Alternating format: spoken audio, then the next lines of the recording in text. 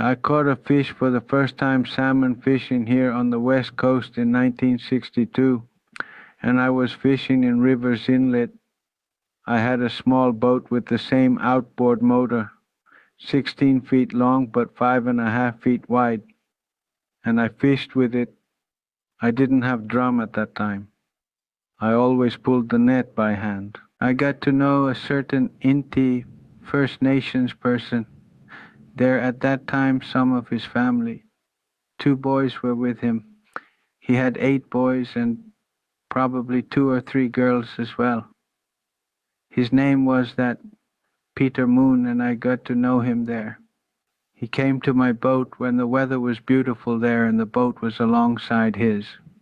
We cooked potatoes and fish, and we talked about all the events of the world.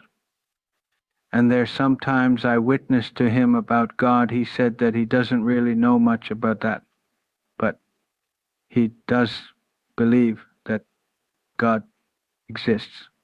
So past the summer. But then came the end of August. He left Rivers Inlet. He stopped by before he left Sami. I came to see you before I go. He said, I am leaving tomorrow to go to Alert Bay. I had heard that in Alert Bay there is an English-speaking church, an Indian church, First Nations, and everything is there. There is one white man who keeps God's word. Then I asked him where he is from. He said he is from King Cum, about 80 miles north of Sointula. I explained that I am bad at English and to find out those things, but why don't you go to the Alert Bay, to the English church, and listen to what the pastor there is preaching and talking. If there's something, if you don't understand, go to him. He'll solve these things for you much better than I can tell you so far. Time carried on. I came to Sointula in the fall. And from there I came back with another fishing boat, and the little boat was towed back to Vancouver. That summer passed, and so it was another summer and winter, and I asked it the following autumn, where is that Peter Moon? And the others said that it was there in Sointula. Then it was late autumn when I came back to Alert Bay. And then a young boy, Inti, First Nations, came to see me, said that your friend is coming here to see you. I wondered, who can that be? There was a man who weighed close to 300 pounds, at least 250, and so thick that he had trouble fitting through the cabin door to come inside. He came in and I looked. I wondered what had happened. He had been in such bad clothes, no clean, and in every way. Not so. It was so dirty. When I got close, my nose would wrinkle and itch. I could see whether he was black or white in color, and the clothes were covered in all the fish in the world, oily meat, fat, and everything. And that's what I was thinking. I say, what happened to Peter now? He said God saved him. I know that how it happened. Well, he did what I advised him and said he went there to the English church, and he was saved then, and he's saved. God saved him and his wife. The children are not saved yet.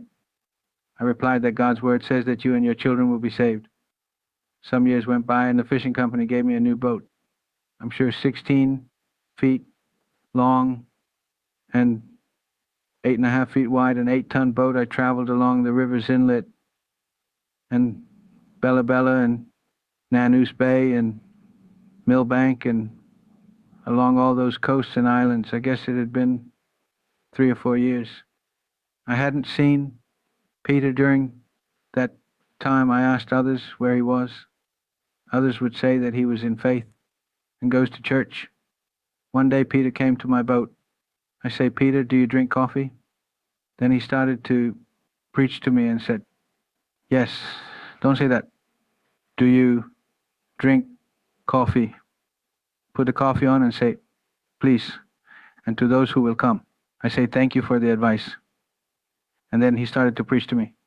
He said, "Listen, Sami, I want to say something to you, INTI First Nations.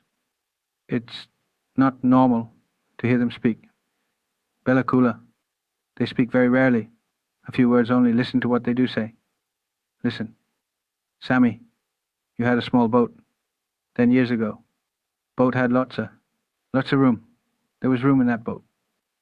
Yes, the boat was so small. I didn't really understand what that meant. At first he told me again, yes, Sami, you had a small boat, but it was a big, lots of room. It had room for me and for my family. Well, it reminded me of how often we made coffee with the primus on the boat. When the boats were tied, we're side by side, and we cooked potatoes and fish and we ate it. Everything flashed in my mind like we were looking at photos. Said yes, and now you have a big boat, a lot of space for a rowing boat and a rubber boat, but no space for me, and not for my family, and there is no room for us in the boat. Well, I wasn't able to say anything, listening to this and search myself with this thing, and it flashed before me that yes, it has been like that, or that's the way it is there. Then he explained. He said, why? Just because of that, he said, then you had that little boat, a little room, but you had a burning heart. The heart was open, and there was a lot of room. Heart. And there was a lot of space in the boat as well.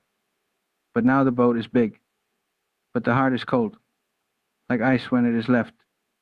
There's no room in the boat, and there's no room for the heart anymore. And the big boat had gone into the heart and frozen the space. It froze those spaces from there, and there was no room for others. I listened to his INTI First Nation sermon as he preached to me, and I took from those words. I tried to take mind of everything he said. I was making coffee at the same time, and I set the table and poured coffee, and then I said to him, Peter, please have a cup of coffee. I said to Peter, Peter, yes, that is what I have done, but from now on I promise you that if I am even on the other side of the dock, I will leave over there to see you. He drank his coffee, got up, started walking, and said, I'll see you again sometime. There didn't it end that fishing ended again in the fall, and I left there from Alert Bay to Vancouver. And so I had the winter in Vancouver. In the spring I returned to Alert Bay. I was there at the end of May. I asked others where Peter was. They said Peter has moved home after that. I did not see Peter again, but I am sure that he and his wife are still Christian believers. I have seen some of the boys, but they are not in the faith yet.